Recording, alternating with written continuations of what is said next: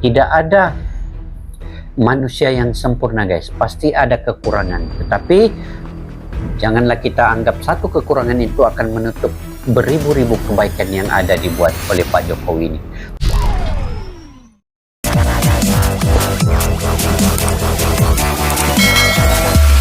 Assalamualaikum dan salam sejahtera. Apa kabar semua sahabat kalian di luar sana? Selamat bertemu kembali di channel Askalani Studio. Semoga sahabat-sahabat di luar sana daripada Sabang sampai ke Merauke berada dalam keadaan sehat-sehat sejahtera, sentiasa dimurahkan rezeki, dan juga sentiasa berada dalam kesehatan yang baik. Dan apa yang lebih penting guys, sentiasa sukses dalam apa jua bidang yang kalian usahakan. Itu yang lebih penting. Dan di bulan yang mulia ini, di akhir Ramadan ini guys, semoga sama-sama kita menambahkan amal kebaikan, menambahkan amal sedekah kita. Semoga ia diterima dan diredai oleh Allah Subhanahu wa taala. Dan apa yang kita mau react pada hari ini guys, ya berkaitan dengan Pak Jokowi. Kenapa Denny Siregar ini membela Jokowi? Apa keistimewaan Jokowi ini guys? Saya pun tertanya-tanya guys, kenapa beliau ini dibela. Dan saya tertanya-tanya kenapa Denny Siregar ini membela Jokowi. Sebab apa? Yang dalam pengetahuan saya bahwa memang Pak Jokowi ini seorang yang tegas, seorang yang berdisiplin, dan begitu menyayangi negaranya untuk membangunkan rakyatnya. Dan kita tengok video ini guys hari ini. Dari mana saya dapat video ini? Video ini bolehlah didapati daripada channel 2045 TV. Kepada yang baru ketemu channel ini guys, jangan lupa subscribe, like, share, dan komen. Kita sokong dan dukung kepada channel ini guys. Jadi sama-sama kita saksikan guys video ini. Sebelum itu, apa tajuknya? Tajuknya ialah Denny Siregar, kenapa saya membela Jokowi? Gaspol 60. Oke, jom kita sama-sama tonton guys tanpa basa-basi. Sas. Bayangkan di Jawa kalau naik 500 perak saja demonya 4 bulan. Wow. Di sini naik 1000 perak saja demonya sampai 6 bulan.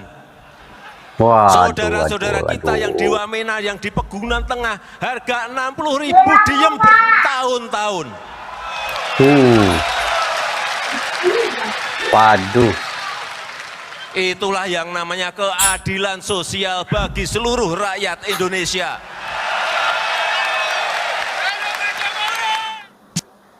Kita nampak ya guys, ketegasan Pak Jokowi ini apabila memberikan ucapan atau komentar di depan khalayak ini, memberikan satu ketegasan yang betul-betul untuk negara Indonesia itu guys. Oke, kita lanjutin guys. Oh, itu baru dia punya starting tadi ya, baru Mukadimah ya. Oke. Gaspol bersama Denny Siregar. Sejak nama Jokowi muncul ke permukaan waktu dia menjabat wali kota Solo, saya sudah jatuh cinta dengan gaya dia memimpin. Jokowi itu cerdas menurut saya.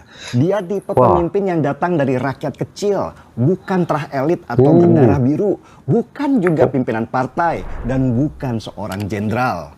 Apalagi ketika dia menang sebagai gubernur DKI dan dia mencium tangan gubernur Jateng waktu itu, Bibit Waluyo, yang sempat memaki dan merendahkannya. Jokowi mampu menempatkan dirinya dengan elegan dalam setiap pertarungan politik yang menekannya. Dan pada waktu Jokowi dicalonkan jadi presiden di tahun 2014, mungkin itulah pertama kalinya dalam hidup saya datang ke TPS dan memilih, benar-benar memilih seorang calon pemimpin. Saya sendiri juga heran, kenapa kok mendadak peduli politik setelah puluhan tahun apatis. Sebelum Pilpres. Wow, menarik guys, dia punya komentator ini berkenan dengan Pak Jokowi. Saya pun setuju, sebenarnya saya setuju dengan apa yang beliau perkatakan ini, Denny Siregar ini. Oke, saya menarik ya, kita lanjutin guys. Kita dengar lagi. 2014, saya itu apatis dengan situasi bangsa ini. Apalagi ketika melihat pemimpin yang ada yang tidak membawa bangsa ini ke arah masa depan yang lebih baik dan malah sibuk berfoya-foya memanfaatkan jabatannya seolah-olah jabatan itu seumur hidupnya. Ya mungkin di masa Gus Dur jadi presiden ya, saya termasuk pendukungnya. Tapi kan Gus Dur nggak dipilih secara langsung. Meski begitu, almarhum Gus Dur menetapkan pondasi berpikir saya bagaimana seharusnya pemimpin itu bekerja. Sayangnya usia jabatan beliau itu pendek sekali karena begitu kuatnya tekanan pada waktu itu yang memaksa almarhum Gus Dur untuk mundur dari jabatannya. Menarik. Zaman SBY saya lebih apatis lagi. Pesta pora korupsi di mana-mana. Apatis. Apatis itu apa guys? Boleh komentar di bawah, saya pun ingin mengetahuinya ya. Nah, orang-orang partainya banyak yang masuk penjara. Pembangunan juga tidak ada. Pencitraan terlalu banyak gulanya sampai mau muntah. Dan radikalisme tumbuh subur karena tidak ada ketegasan dari si presiden di dalam memimpin negara. Saya malah takut negeri ini ke depan terperosok ke jurang yang dalam karena banyaknya pembiaran-pembiaran. Gitu dia menang 2 periode lagi. Makin apatislah saya melihat pawai keluarga kaya yang sibuk mengumpulkan harta dan berdandan seolah-olah mereka keluarga yang sempurna. Dan ketika Jokowi akhirnya terpilih menjadi calon presiden, sesudah Megawati akhirnya mundur dari pencalonan, saya pun berjibaku dengan militansi yang tinggi. Tulisan-tulisan saya, kalau Anda... Satu lagi guys, berjibaku. Itu. Boleh komentar di bawah guys, apa maksudnya itu? Ingat, mengisi Facebook tiap hari, mencoba membangkitkan kesadaran ke banyak masyarakat, kenapa kita seharusnya pilih Jokowi. Dan kemenangan waktu itu terasa manis karena harapan supaya Indonesia ke depan lebih maju itu semakin terang. Jokowi membuktikan itu. Dia membubarkan Petral, merebut Freeport, membangun infrastruktur di mana-mana, membangun bendungan besar untuk pengairan dan banyak lagi. Kalaupun untuk itu dia berhutang, hutang itu untuk membangun negeri ini, bukan untuk memperkaya dirinya sendiri. Insting saya. Ini yang saya paling setuju guys, apa yang diperkatakan oleh Denny Sregar ini. Pak Jokowi ini kalau diibaratkanlah dia adalah bapak pembangunan. Kalau macam di Malaysia ini kita ada bapak pembangunan. Bapak pembangunan kita yaitu Mahathir ya. Mahathir bapak bukan Mahathir. Tun Abdul Razak kalau tidak silap. Mahathir ini bapak pemodenan. Tapi kalau di Indonesia bolehlah dikatakan Pak Jokowi ini sebagai bapak pembangunan. Oke, kita lanjutin guys. Dan jutaan masyarakat Indonesia lainnya ternyata tidak salah. Baru kali ini kita punya pemimpin yang benar-benar bekerja. Hasilnya juga terlihat nyata. Memang nggak ada yang sempurna, tetapi sudah pasti jauh lebih baik dari yang sebelumnya. Dan menjadi Jokowi itu nggak mudah loh. Musuhnya banyak. Mulai dari mafia migas, mafia pangan, mafia kebijakan, sampai ormas-ormas garis keras yang organisasinya dia bubarkan. Kelompok-kelompok ini semua bersatu dan bergabung dengan politikus hitam yang selama ini memanfaatkan jabatan untuk kekayaan. Dia digempur terus, bahkan di demo. Apalagi ketika Jokowi mulai mempreteli satu persatu harta keluarga cendana di negeri ini, termasuk memblokir uang mereka di luar negeri supaya nggak bisa masuk ke sini, gempuran ke Jokowi semakin keras. Lalu kalau Jokowi digempur terus-menerus seperti itu, kenapa saya nggak turun untuk membelanya? Kali ini saya membela seorang penguasa. Biasanya saya selalu berada di barisan oposisi. Kenapa? Apakah saya dibayar? Kalau saya dibayar, saya sudah kaya sekarang. Masuk partai politik, jadi komisaris, naik mobil Alphard, dan pasti makan-makan di restoran mewah.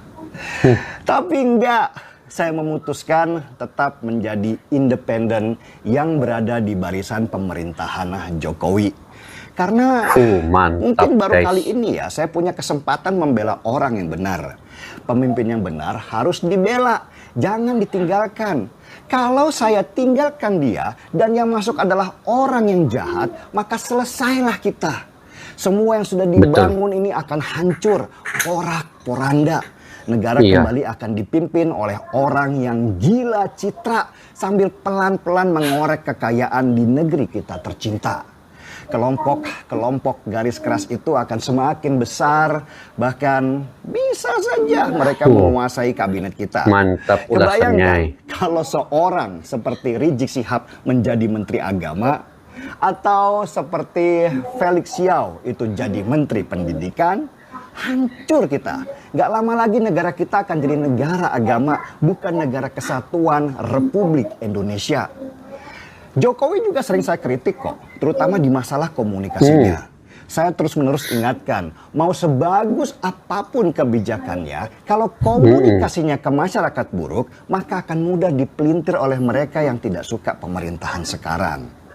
Tapi sialnya, sampai sekarang itu masih sulit sekali diubah. Sehingga pada akhirnya saya dan banyak teman di media sosial lah yang selalu menjadi bumper untuk itu, dengan resiko kami-kami ini di stigma sebagai buzzer RP. Orang-orang yang selalu membela kebijakan pemerintah dan dibayar. Hidup saya sudah cukup. Yang saya lakukan ini lebih kepada sosial saja, peduli kepada negara dan masa depannya kelak.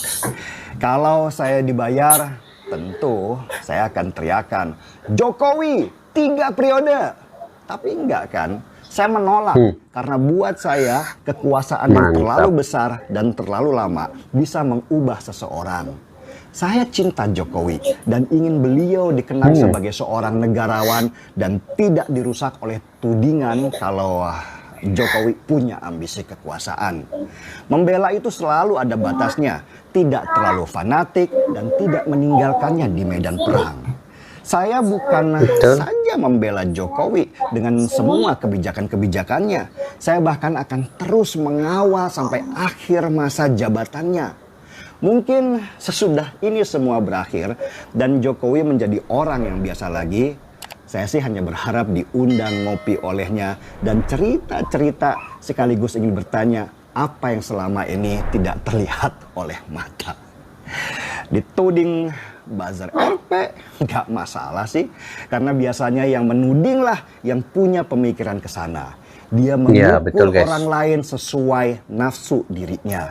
Dia yang ingin dibayar karena malas kerja tapi nggak kesampaian. Dan akhirnya rasa irinya membuat dia mencari alasan bahwa kesulitan dirinya akibat Jokowi yang tidak memberinya kesempatan kerja. Sudah sering sih saya dituding, dan tudingan buzzer RP itu hanya menambah perbendaharaan di dalam diri saya. Seruput dulu kopinya. Jom. Saya pun ada kopi, guys. Gaspol. Mantap. Mantap, gaspol.